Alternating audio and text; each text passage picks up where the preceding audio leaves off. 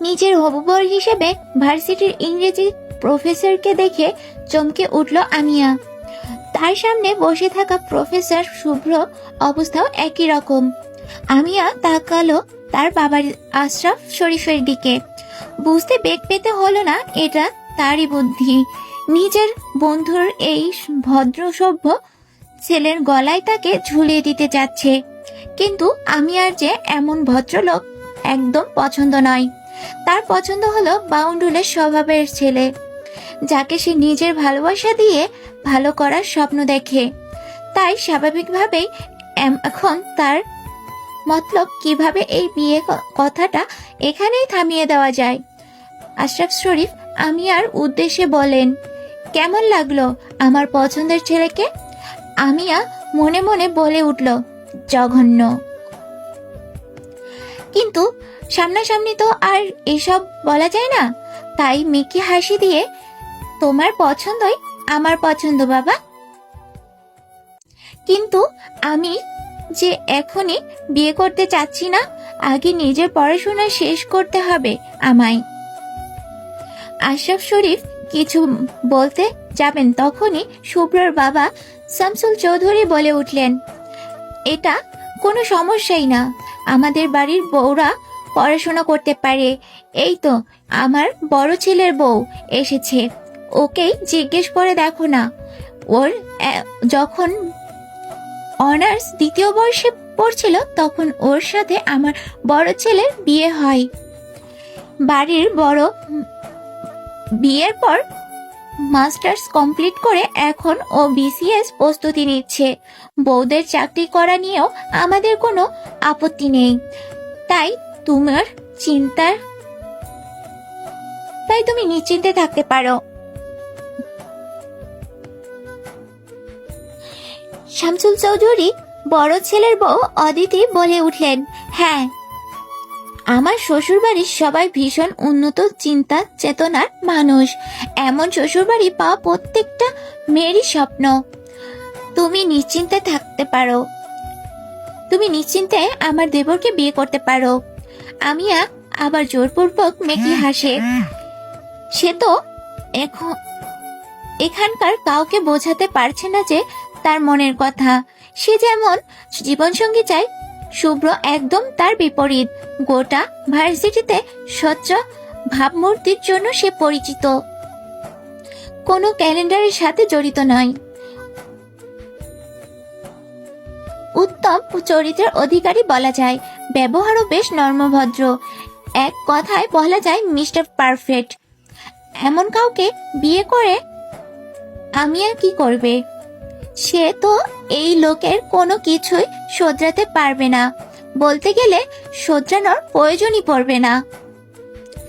আমিয়া চাই এমন কাউকে বিয়ে করতে যার জীবন হবে অগোছালো, যে হবে প্রচন্ড বেপরোয়া, যে কোনো নিয়ম নীতির তোয়াক্কা করে না, নিজের মন মতো চলে। ডিসিপ্লিন নামক শব্দটা তার ডিকশনারিতে নেই। এমন কাউকে বিয়ে করে নিজের ভালোবাসা দিয়ে তার জীবন বদলে দিতে চায়। সত্য ভাষায় বলতে গেলে এটাকে একটা অ্যাডভেঞ্চার হিসেবে নিতে চায় সে।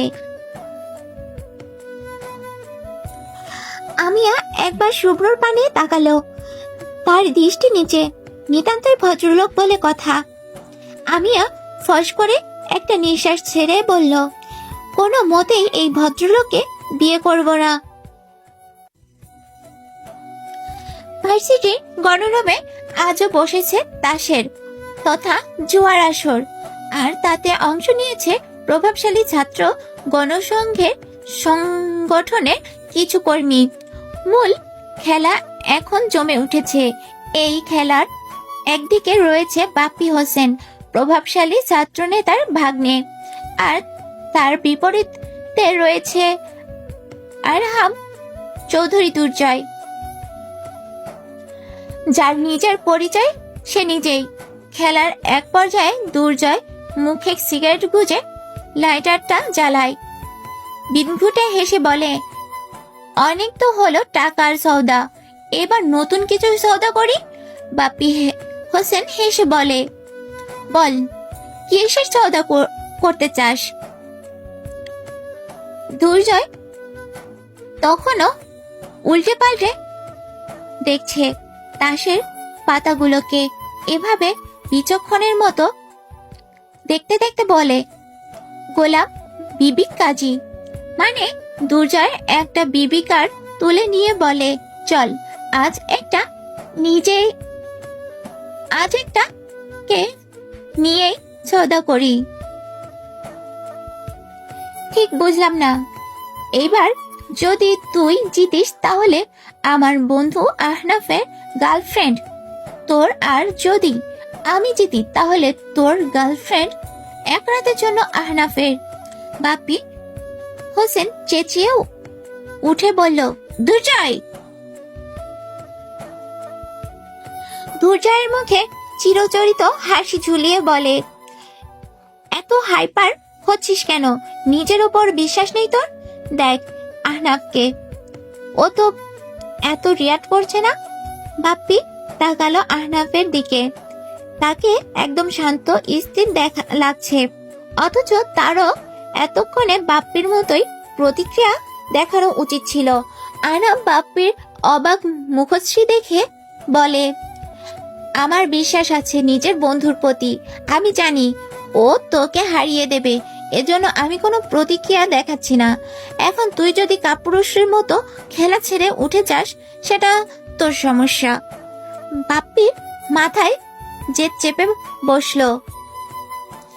সে বসে পড়ল।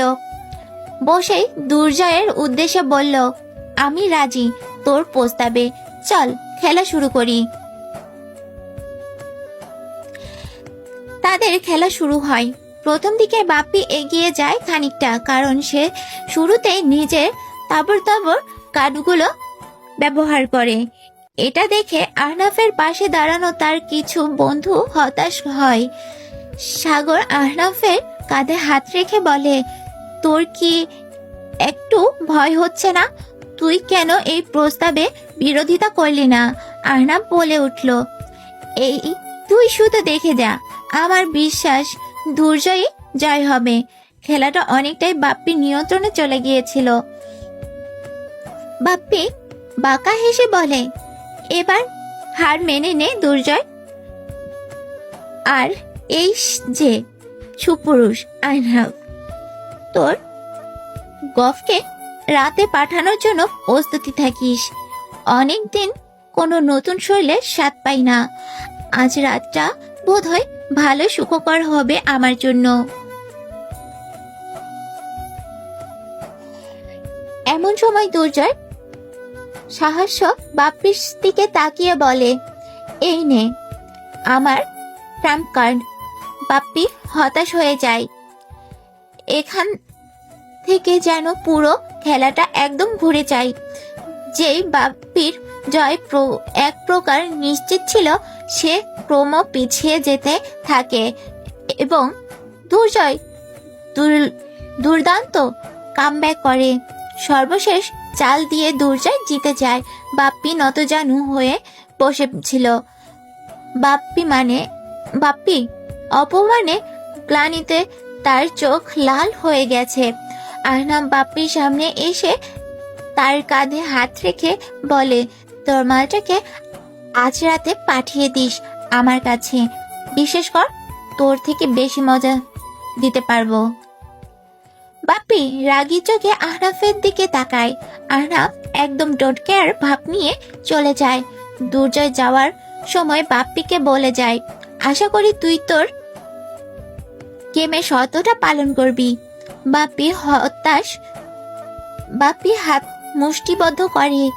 ওরা চলে যাওয়ার পর বাপ্পির চেলা মান্না তাকে বলে, বস আমি আসিফ ভাইয়ের সাথে যোগাযোগ করি, উনি নিশ্চয়ই আপনার সাহায্য করবে।